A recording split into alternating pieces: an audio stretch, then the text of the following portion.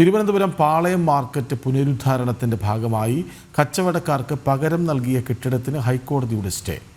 കണ്ണിമേര മാർക്കറ്റിലെ കച്ചവടക്കാരുടെ ഹർജിയിലാണ് കോടതി ഉത്തരവ്. മാലിന്യ കൂമ്പാരത്തിനിടയിൽ കച്ചവടക്കാർക്കായി നഗരസഭ പുതിയ കെട്ടിടം നിർമ്മിച്ചു നൽകിയ വാർത്ത ജനം TV സംപ്രേഷണം ചെയ്തിരുന്നു. വിവരങ്ങളുമായി ശ്രീനന്ദ ഒപ്പം ചേരുന്നു. ശരിക്കും ഈ കോടതിയുടെ സ്റ്റേ നമ്മുടെ വാർത്തയ്ക്ക് കിട്ടുന്ന ഒരു ഇമ്പാക്റ്റ് കൂടിയാണ് അല്ലേ ശ്രീനന്ദ?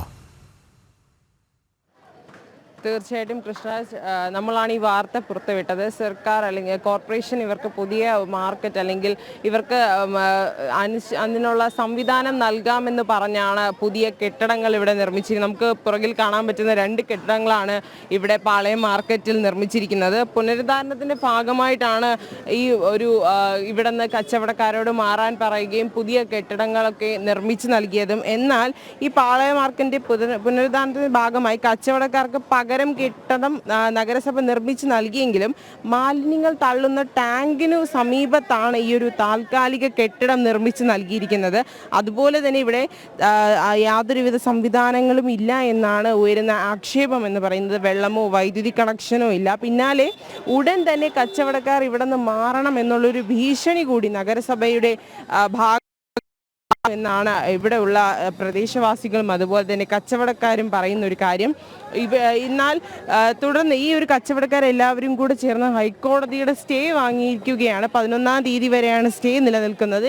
ഈ എന്താണ് ഇവിടെ യഥാർത്ഥത്തിൽ നടക്കുന്നത്, ആരുടെ കളികളാണ് ഇവിടെ നടക്കുന്നത് എന്നൊരു കാര്യമാണ് ഇവിടെ കച്ചവടക്കാർ ഉന്നയിക്കുന്നത്. ഹൈക്കോടതിയെ സമീപിച്ച് ഈ കണ്ണിമേര മാർക്കറ്റിൽ കച്ചവടക്കാർ സ്റ്റേ മേടിച്ചിരിക്കുകയാണ്. കച്ചവടക്കാരുടെ ജീവിക്കാനുള്ള പോരാട്ടമാണ് ഇവിടെ നമുക്ക് കാണാൻ സാധിക്കുന്നത്. ഈ മാസം 11 വരെയാണ് വ്യാപാരികളെ ഒഴിപ്പിക്കാൻ പാടില്ലെന്ന് പറഞ്ഞ് ഉത്തരവ് വന്നിരിക്കുന്നത്. പുതിയ കെട്ടിടത്തിൻ്റെ ഒരു പ്രശ്നമെന്ന് പറഞ്ഞാൽ വയോധികർക്ക് ഇതൊരു 3 നില കെട്ടിടമാണ്. ഇവിടെ മുകളിലോട്ട് കയറിപ്പോകാനും അതുപോലെ തന്നെയുള്ള ബുദ്ധിമുട്ടുകൾ വയോധികർക്ക് ഉണ്ട് എന്നൊരു കാര്യമാണ് ഇവിടെ എല്ലാവരും തന്നെ ഉന്നയിക്കുന്നത്.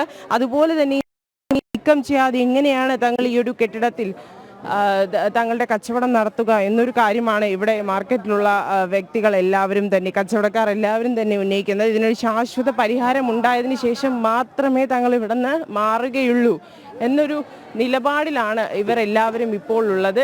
ഈ ഒരു കെട്ടിടം പെട്ടെന്ന് നിർമ്മിച്ചതാണ്. അതുകൊണ്ട് തന്നെ യാതൊരുവിധ ബേസിക് കാര്യങ്ങളും ഈ കെട്ടിടത്തിൽ നൽകിയിട്ടില്ല എന്നൊരു കാര്യം കൂടി ഇവർ ഉന്നയിക്കുന്നുണ്ട്. കൃഷ്ണരാജ്. ശരി, തിരുവനന്തപുരം പാളയം മാർക്കറ്റ് പുനരുദ്ധാരണത്തിൻ്റെ ഭാഗമായി കച്ചവടക്കാർക്ക് പകരം നൽകിയ കെട്ടിടത്തിന് ഹൈക്കോടതി സ്റ്റേ ചെയ്യുന്നു. പുതിയ കെട്ടിടം നിർമ്മിച്ച് നൽകിയത് മാലിന്യ കൂമ്പാരത്തിനിടയിലാണ് എന്ന് ജനം TV വാർത്ത നൽകിയിരുന്നു. അതിന് പിന്നാലെയാണ് സ്റ്റേ വരുന്നത്. വിവരങ്ങൾ നൽകുകയായിരുന്നു ശ്രീനന്ദ.